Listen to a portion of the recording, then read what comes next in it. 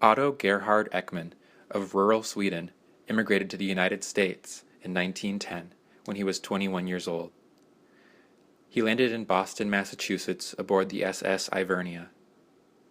Having descended from a long line of Swedish loggers, his surname translates literally to Oakman, he immigrated in order to broaden his economic opportunities. Otto quickly found work at a Ford Motor Company plant and financed his very own Model T, a prized possession of his that symbolized for him the new American way of progress and industriousness. In 1914, Otto married 14-year-old Alice May Shoemaker in rural Iowa. This is a photograph of Otto and Alice in 1920, with their firstborn, Carl August Ekman. Otto and Alice moved to San Diego, California, to live near Otto's brother Robert, who had immigrated to the U.S. several years before Otto. Otto and Alice didn't stay long, probably because they lacked marketable metropolitan skills, and they landed back in Page County, Iowa, where they farmed until the beginning of the Depression. In 1930, they once again relocated, this time to the burgeoning northern outpost of Winter, Wisconsin, where land was being sold on the cheap by Edward Hines Lumber Company of Chicago, now that they had reduced the old-growth white pine forests to a landscape of stumps. Otto's son, my grandpa Bob, tells a story Otto told him as a child about the move to Winter. "After we lost everything in the Great Depression, your mother and I loaded up the Model T with everything we had. I filled the tank with equal parts gasoline and kerosene, and we took off straight in one direction, and wherever we landed is where we'd start fresh." Although Otto's story of how they ended up in Winter is clever, it's probably not the whole truth.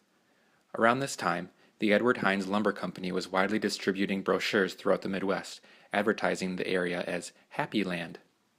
However, his tale does capture the sense of his family being at the mercy of greater economic forces, as well as the sense of fate and luck that framed their intra-American migrations. As the kids got older and began to take over farming duties on the homestead, Otto found employment with the WPA, or Works Progress Association. This program was a part of FDR's New Deal, and employed people like Otto to build bridges and highways. Otto's daughter, Greta, the youngest of his 13 kids, told me that Otto rarely spoke Swedish on the homestead because he identified primarily as an American. I visited the old Ekman homestead in Winter this spring, and was surprised to see how much of it still remains in 2015, 55 years after it had been abandoned. The root cellar, in particular, is still in good shape and just needs a new roof. Because trash pickup was not a thing in rural Wisconsin in the early 20th century, the dump is just behind the old house.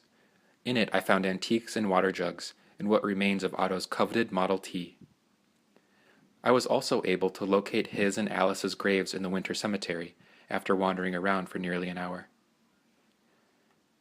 Little of Otto's Swedish heritage has been retained in my part of the family. We know he was a Swede and a farmer, a devout evangelical Christian and a kind man, yet his legacy as a Swedish immigrant is to our family that of Americanization. Today, my family's ancestry is a mixture of too many European backgrounds to keep track of. We, like Otto, don't consider ourselves Swedish, Dutch, or German, but American.